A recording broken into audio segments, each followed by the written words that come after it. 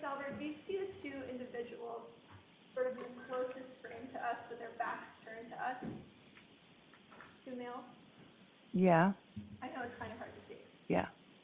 Who is the man that has just been zoomed in with the logo on the back of his sweatshirt? I believe that's Brian Higgins.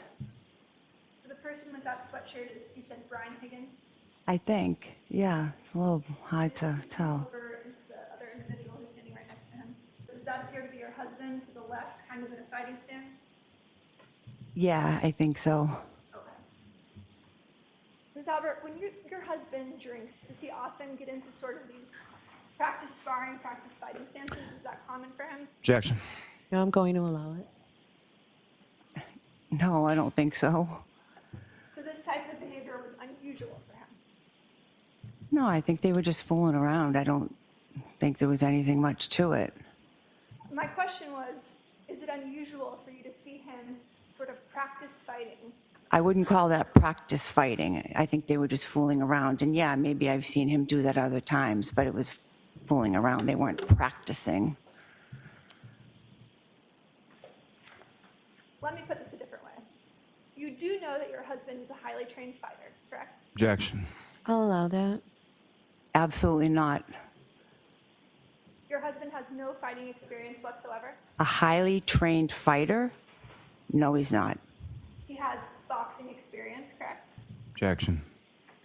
So I'm going to see you at sidebar on this, please.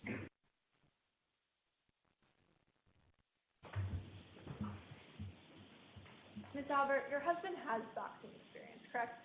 Yes. He also has fighting experience from his training in the military, correct? I don't know what fighting experience from the military means. I mean, he was in the Marine Corps. He was out of the Marine Corps in 1992. But he had training through the Marine Corps and through the Boston Police Department with fighting and defensive tactics, correct? I assume so.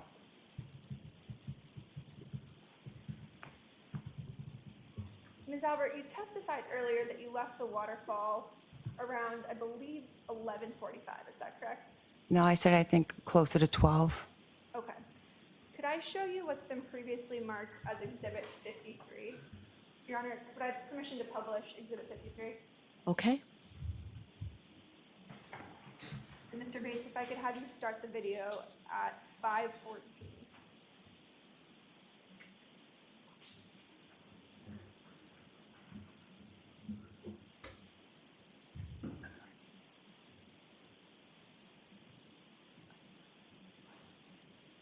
If you could pause. Could pause. Did you recognize the woman that just sort of walked forward? Yes. Now seeing the coat, I recognize that it's me. You said there's a Cadillac that usually is parked in your driveway, there's a Ford Explorer, and there's a Ford Escape, correct? Yeah. But you also said there's a fourth car. That's your husband's work vehicle. Yes. Yeah. What type of car is that? That's a Ford Edge. You guys ever find him was driving that Ford Edge? A black Ford Edge. Yes. Yep. I'm just wondering if you found it. Is there a reason that you didn't want to state or commit to that in front of this jury when you originally testified? I'm not gonna talk to you about it. I just wondering. No, there's no reason. I was just trying to think of all the different cars. We have 5 kids. We've had a lot of different vehicles. I was just saying it as I remembered it. News coverage in this case has revealed the importance of a Ford Edge. Objection, Your Honor. Sustained.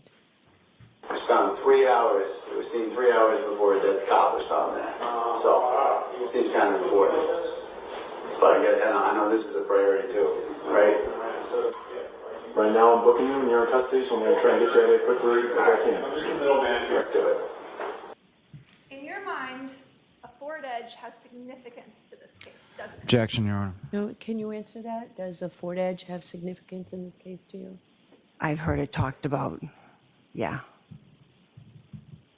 And what you've heard talked about is that an eyewitness saw a Ford. Objection, Your Honor. I'm going to stop you on that. The objection sustained. Ms. Albert, you know there's significance to the Ford Edge, and that's the one Objection, Your vehicle Honor. that you did not mention in your initial testimony, correct? So I'm going to allow that question. Can you answer that? I just was trying to think of all the different makes and models. I did not purposely say that. Okay.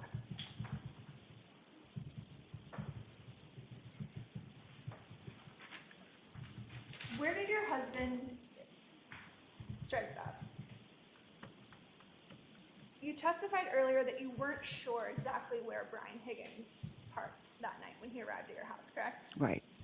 And you said, I'm not sure, but then you gave a pretty vivid description about him being parked, you think, in front of the house by the mailbox facing away from your residence, correct? Right. Yep.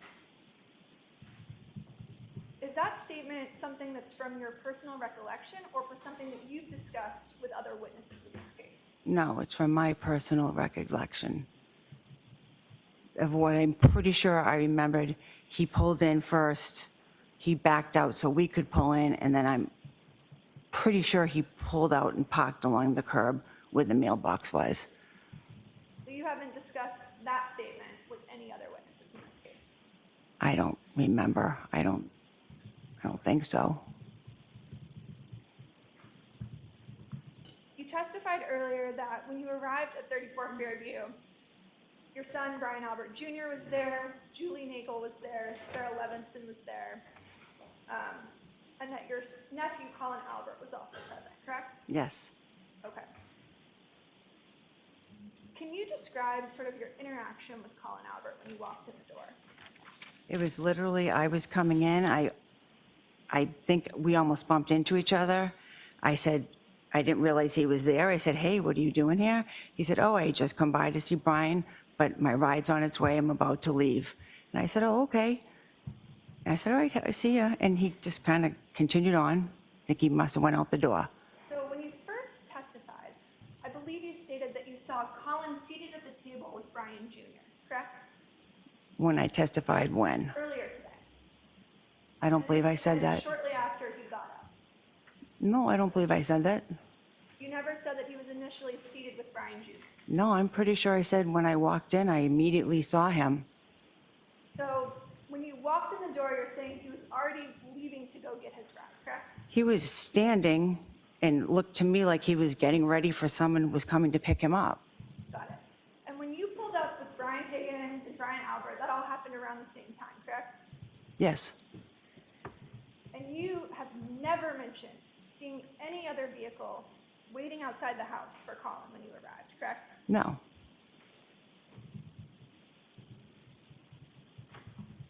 You didn't observe another vehicle outside the house? No, I'm not saying, he said to me, my ride's almost here. I'm leaving. So I didn't see anything outside about his ride. And it was cold outside that night? Yeah. So he sort of walked out the door before his ride arrived? I don't know if he went and stood and waited by the door. I came in the house, and like I said, I immediately said hello to my son, his friends. I went and started doing my cleaning, and I didn't really pay attention. But I assume he left because I never saw him again. So you're not sure if he was sort of standing by the front door? I'm not sure. I mean, he could have been standing there waiting. He said his ride was about to be there. Okay. But you didn't see him leave? I did not see him leave. You testified that your German Shepherd, Chloe, was also at the house when you arrived home on January 29th, correct? Yes.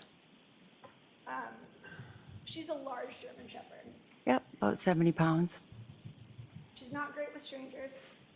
I wouldn't say that. You wouldn't say that it's kind of a poorly worded question. Would you say that she's good with strangers?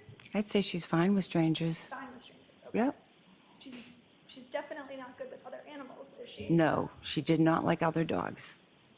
Chloe actually has a well-documented bite history, doesn't she? Objection. Does she? With dogs. A couple dogs, yes. Ms. Albert, she also has a bite history with humans, doesn't she? Objection. Ask that differently. Ms. Albert, Chloe has injured other humans, hasn't she? Objection. I'm going to allow that. in one incident in May of '22, when she got out and was fighting with another dog, the woman who was, dog it was, tried to break up the two dogs, and while she was trying to break up the two dogs, she got injured. There were actually 2 individuals who were injured in that incident, correct? Well, there was 2 women, but I believe just one woman, from what I understand, had an injury from Chloe. The other one may have fallen or something, but I'm not sure 100%. There were 2 women who were actually taken to the hospital after that incident, correct? Yes, a neighbor had called the police, or called an ambulance just to make sure they were okay. And you mentioned that Chloe had actually escaped from the backyard Mm-hmm. in that incident. Yes. And that happens from time to time at your house, correct? It had happened a few times, yes. And Mr. Albert let Chloe out when he arrived that night, correct? Yep. Ms. Albert, you don't have Chloe anymore, do you? Nope. In May of 2022, 4 months after Mr. O'Keefe's death, you got rid of your family dog of 6 years. Objection. Oh, is that true? Is that when you got rid of your dog? I did not get rid of my dog. I rehomed my dog. Your dog is no longer in the Canton area, correct? No, but I know where she is. She's in Vermont. And that in previous testimony, that information has all been given. So if she was ever needed for anything, we know where she is. Was that testimony given to the defense? Probably. Was I present at the hearing where you testified about this? Objection, Your Honor. Sustained. Your Honor, can we approach? Sure. Ms. Albert, you're aware that we actually sought records regarding Chloe and her bite history, correct? Objection, Your Honor. Was it from this witness? It was from, That's a yes or no from there. Yes or no? well, it was from a custodian. Okay. I'm going to sustain the objection.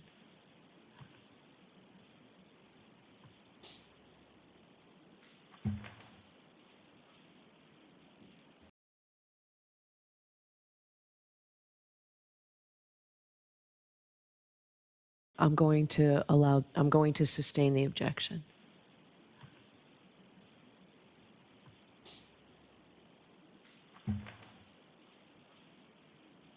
Objection.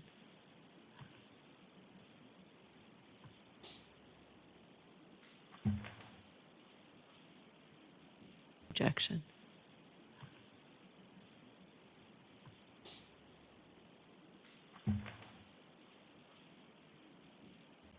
All right, Ms. Albert, I want to direct your attention back to the early morning of January 29th. Mm-hmm. You testified that everyone who arrived at your house just after midnight was sort of generally gathered at the table in the kitchen area, correct? Yes. And over the course of that evening, you had never heard any sort of disruption inside, correct? No. You didn't hear a crash. Nope. Certainly There never needs heard- to be an answer. Sorry, no. You certainly never heard any screaming or yelling, No. and you never heard the screech of any brakes outside, correct? Correct. Okay. On July 20th, 2023, you testified before a grand jury, and Mr. Lally was not there, correct? And ADA McLaughlin was also not there, correct? Okay. Do you recall that? Yes. And you were specifically asked during the course of that hearing where everyone was positioned around the table that night. Mm-hmm. Do you remember that sort of line of questioning? Yeah.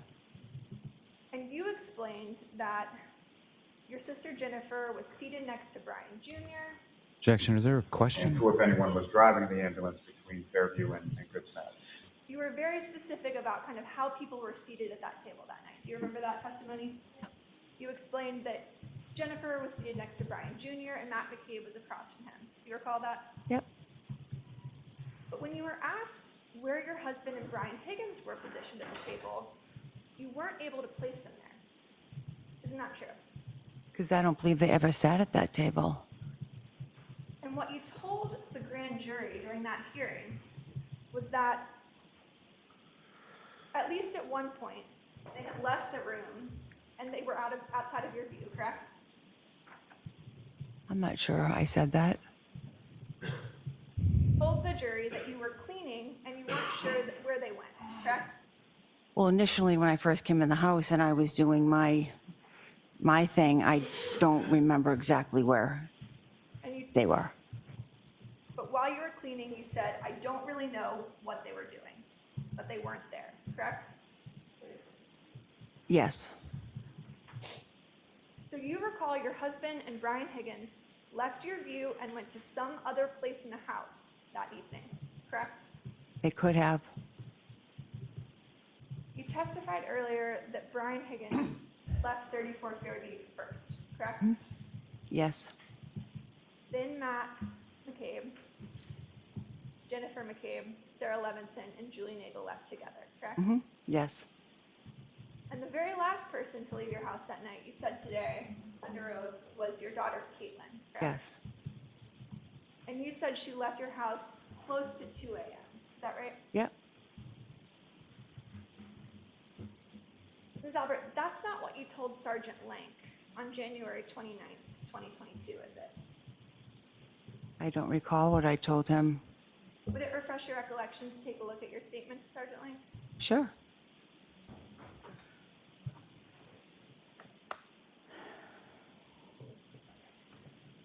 Is your recollection refreshed? Yep. Isn't it true that you told Sergeant Lank that your daughter left at 12:15 on January 29th? I do not recall saying that. I've maintained in every interview testimony I've had that she was the last to leave. So I don't know, it was very confusing that morning. Officer Lank was trying to ask everybody, where had you been? Where had you been? When did you get here? When did you leave? I don't know if somehow it was misconstrued, but I've always maintained that Caitlin was the last to leave. Understood, and that's because Sergeant Lank was talking to everyone at the same time, correct? Yeah, I mean, we're sitting around the table, it was a little, everyone was, we're all in shock, and it was a little confusing. Sure, it was more of a conversation than an interview, is that right? I guess you could say that. Ms. Albert, do you deny saying that to Sergeant Lank? I don't believe I said that. I think maybe someone was saying, oh, Jen and Matt got there at 12:15. He misunderstood. It got misconstrued later in his notes. But I've always said, and any other time I was questioned, that my daughter was the last one to leave. So I don't, So you weren't trying to protect your daughter? no. You were forthcoming about always providing the troopers with information about the individuals who were present that night? Yes, Okay. Ms. Albert, you and your family discussed this case at length before your interviews with law enforcement, correct? Objection. I'll allow it. Did you? of course we discussed the case, but just everything that was going on, we were trying to figure out what happened.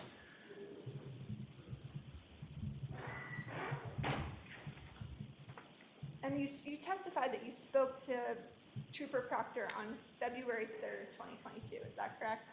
Yes, You left a lot of names out of individuals who were present at your house on the morning of January 29th, 2022, isn't that correct? I'm not sure who was left out.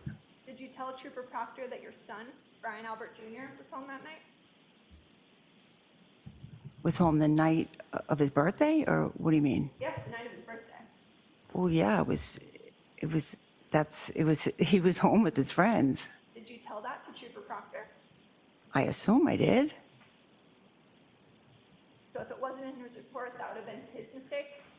Objection, Your Honor. Sustained. Did you tell Trooper Proctor your daughter, Caitlin Albert, returned home with you after the waterfall?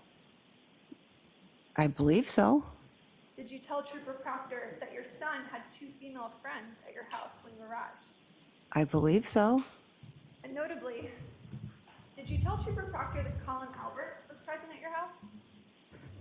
I probably didn't, because anytime I was questioned about who was there, to me it was who was there afterwards, hanging out from like the 12:15 point on. I didn't consider Colin as being there because I literally crossed paths with him. He left, and I didn't consider him being a part of the group that was there. Were you asked who was at the house that night? I assume he asked that, but I also didn't mention the people that my son had previous. because I didn't consider them as part of the people that I was with when I got home.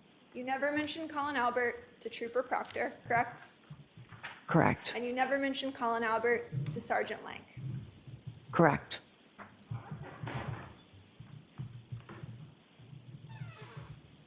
Ms. Albert, you knew that if you gave Trooper Proctor the name of your nephew, that he would have to interview him, correct? Objection. All right, I'm going to sustain that objection. You didn't want your kids or your nephew to have to tell the police what they saw, what they heard, and what they did that night. did you? Objection. I'm going to allow that. Is that true? That is not true. But you never told Trooper Proctor about Colin Albert. I didn't mention Colin because I didn't consider him as part of the group that we were hanging out with after the waterfall, because he left as soon as I walked in. I didn't even think of him. Didn't even think of him. No, Didn't think it might be important for the state trooper who was investigating this case to know the individuals who were leaving at the precise time that Mr. O'Keefe and Ms. Reed arrived at the house. Objection. Sustained.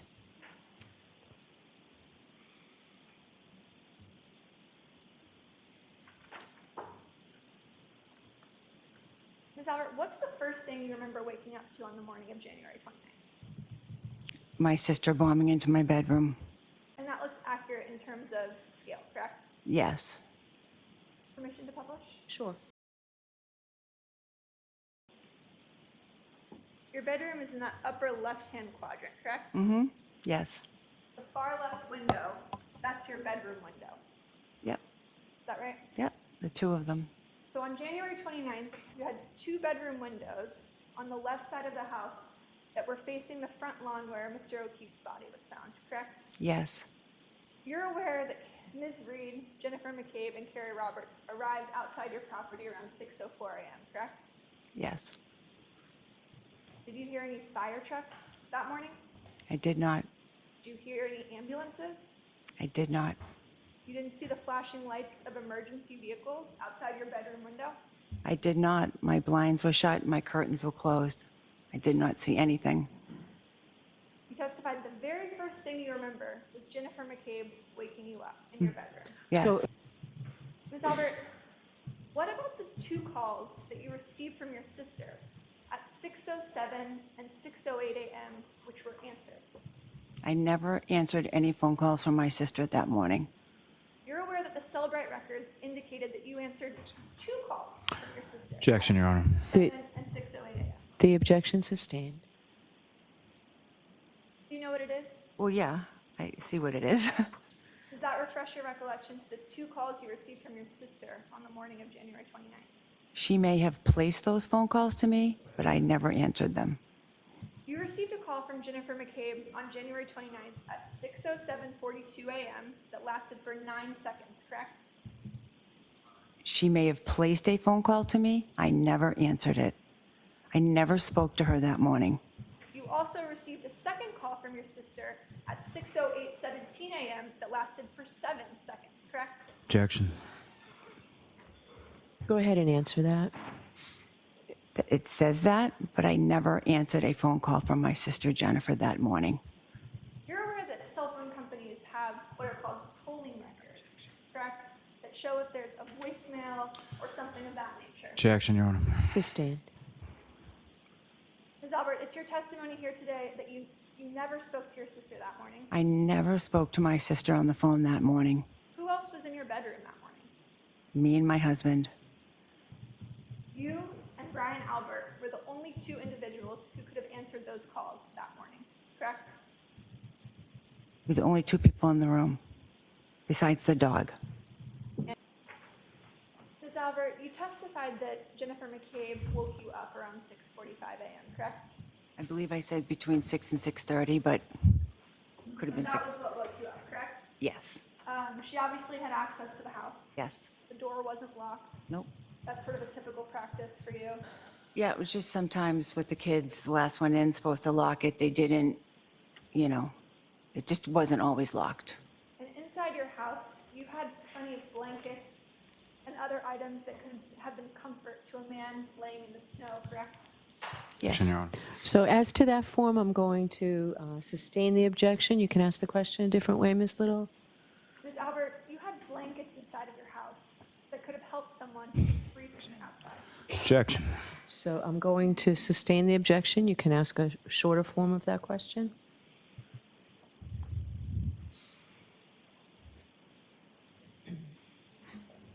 Ms. Albert, you had blankets in the house, correct? Yes. You were also lying next to a first responder Objection. that morning, correct? You can answer that. Yes. And neither you nor your husband came outside to help Johnny, correct? We did not go outside because we had no idea what was going on outside. We were sound asleep until my sister came into my bedroom. No further questions. Okay. For the most unreported story in the country. And I just did a deep dive into it, and it became apparent to me, and I think anyone who's being honest, that she did not do this, that someone else did. We don't know exactly who, but we know that it happened inside Brian Albert's house, and that it's covered up after the fact. Obviously, I don't know every detail of what happened, but my general theory is that a lot of alcohol. You got a bunch of guys, a lot of testosterone. John's a big boy too. John's 6'2", 220 pounds, and a cop, and he's drunk. And he gets invited to this house for an after party. And I think he walked into a hostile environment. Words were likely exchanged, and a fight broke out. There's something about this case that gets people just not thinking straight. And, that just gets them to say, well, science isn't real, and butt dials aren't real, and all this Google searches aren't real. And I guess she did it because she's a bad person.